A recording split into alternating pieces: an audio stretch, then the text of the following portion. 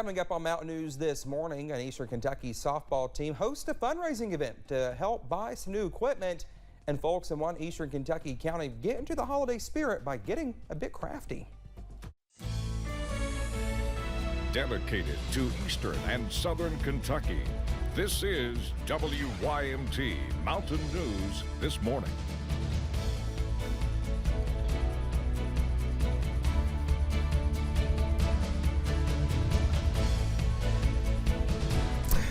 Oh, good morning to you. It's 6:31 on this Monday morning. I'm Dakota Makris. Thank you so much for beginning your week with us. As always, we appreciate you. Let's head over to Brandon for a look at that forecast. And Brandon, the sun is already starting to peak. I'm shook. Which I don't know why. You know what? Why are we all so fascinated by the time change? We do it every year. Listen, we do it every year, and everybody complains about it, or wants to get rid of it. I can make an argument either way around. Especially us AM newsers. But it's in a way it's nice to see it get dark earlier, but in a way I can understand why you wouldn't want to see it get dark earlier. So it's just take it on one hand and just enjoy it. Yeah, absolutely. All right, let's take a look at the forecast this morning, and it is starting to get daylight. There, we're starting to see a little bit of that on the Mountain Parkway camera, which we have not used at this time frame in a long time because of course, the day's getting shorter. 30 there in Harlan and in Middlesboro, 32 London and Somerset, 28 Jonesville and Monticello, 38 Prestonsburg and Pikeville. Get your bowls out this morning for some frosted weather wheats. It's going to be a cool start to the day, but the sun will be up here in about half an hour, a little more than half an hour. And the forecast for the rest of the day, 66, very mild as you go through the rest of the afternoon. Dakota? All right, Brendan, thank you. Well, several families will be able to experience a Thanksgiving meal they wouldn't have been able to otherwise, thanks to God Pantry's food bank. Now, the Sharing Thanksgiving Basket Brigade took place at God's Food Pantry Southeast Regional Distribution Center Saturday, where volunteers boxed enough Thanksgiving meals for more than 900 families. You can't really put it into words because you understand that these kids get hope for, hey, I'm having a Thanksgiving dinner this year. We didn't get to have one last year. If we didn't do this and we didn't come in here and do this, they wouldn't get that. And so it blesses my soul to know that we are able to do that. All the boxes that were assembled Saturday will go to different agencies where they will serve several families in Laurel, Clay, and Jackson counties. The first ever Grand Slam Vendors Day was held in Hyden Saturday. Our Chaz Jenkins attended the event, seeing what it was all about. Hosted by the Leslie County softball team, raising funds for new equipment. We had several items. We kind of had a wish list for some equipment, a couple of bats that the girls really wanted. So I think that's what we really have in mind right now for this fundraiser. Thinking outside the box to reach that goal, getting the community involved. Our community involvement is very important for our teams, especially in smaller schools.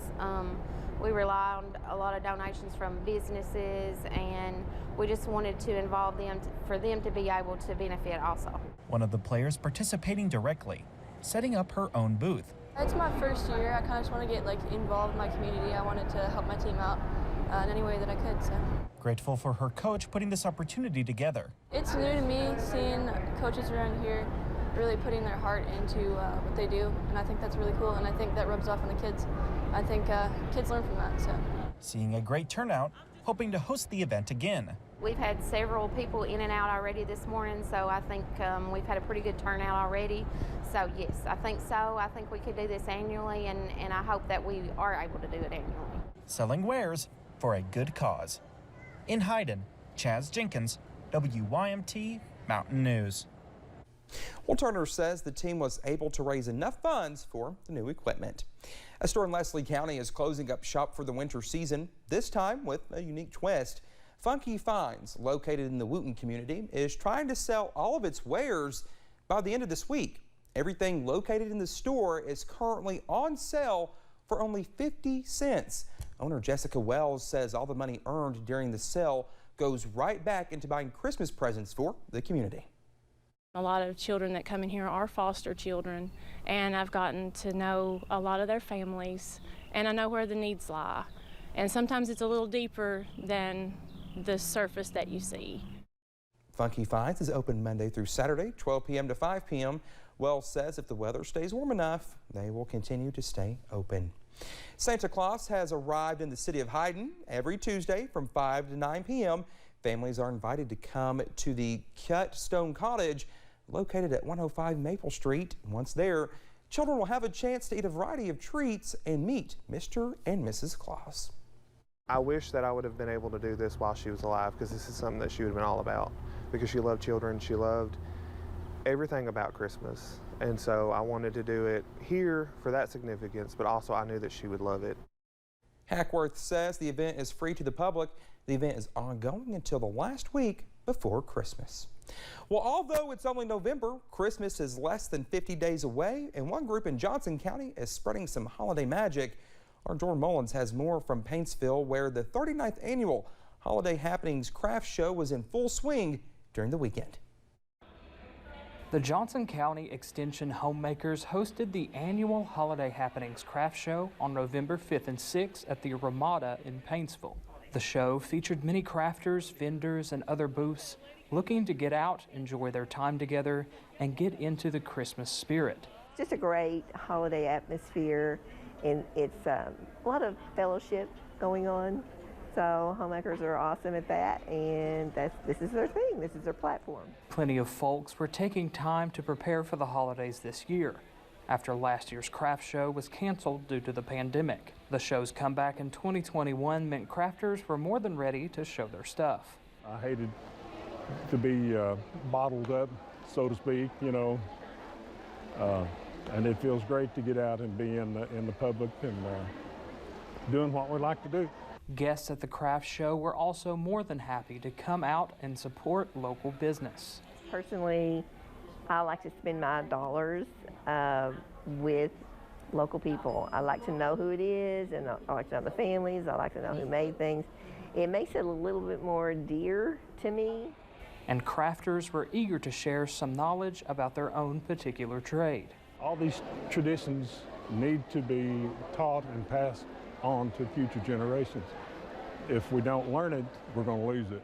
A day full of Christmas cheer, complete with a visit from Mr. and Mrs. Claus. In Johnson County, Jordan Mullins, WYMT Mountain News. Well, all the proceeds that the Johnson County Extension homemakers receive will go straight back into the local community in the form of beautification projects and other events. Well, along with Christmas cheer, the Johnson County homemakers are doing a little something special. The homemakers have previously hand-sewn quilts for veterans or nursing homes, but this year's there's a bit of a twist.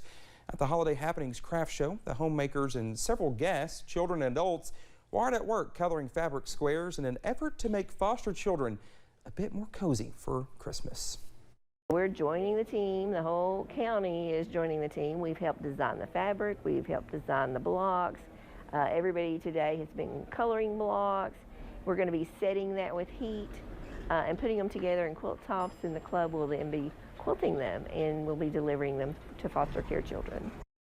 Well, if you would like to help out or color a block, to call the Johnson County Extension office at 606-789-8108.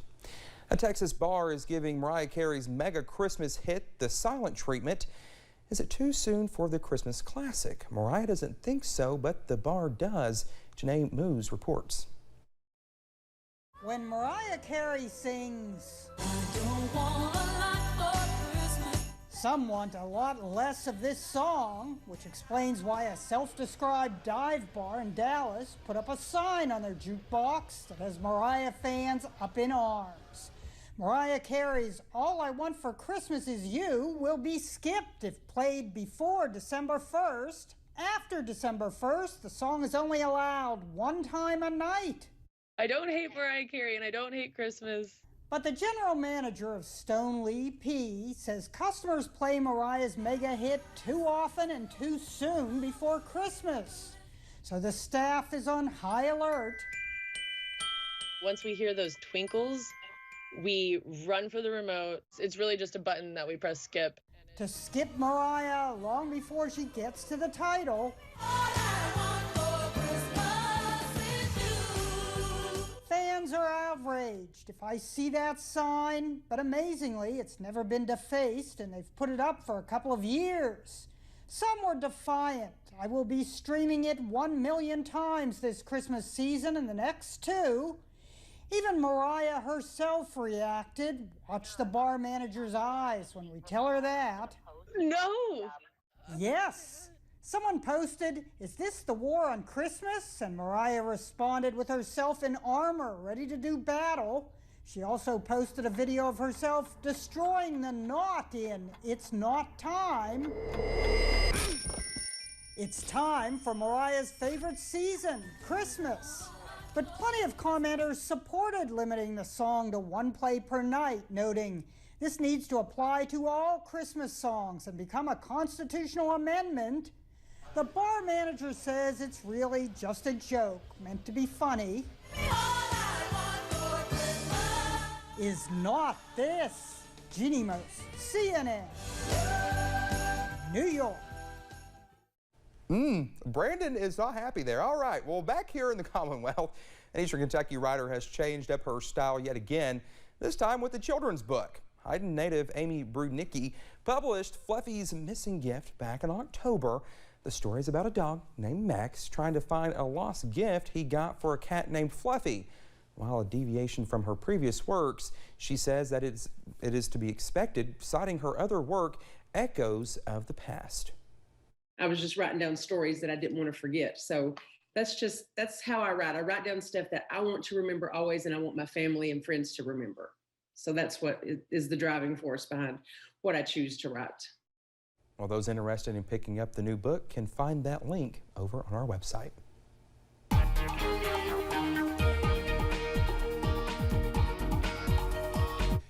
In honor of that bar, I'm going to go home today and play that song about 10,000 times. No, not 10,000 times, maybe 10 times. But anyway, Buffalo Mountain this morning as we head into the early morning hours. And yes, it is 6:42, so that time change helping us on the front end of the day. The back side of the day, not so much. 32 on top of Buffalo Mountain this morning. Also Hazard, London, Williamsburg, Jacksboro, and Somerset. So it's a cold morning out there. Bundle up, some 20s in some locations, upper 30s in others. Your out the door forecast we are going to feature, again, sunshine today, a little frost this morning. Otherwise, temperatures climb into the upper 60s by this afternoon. Dakota?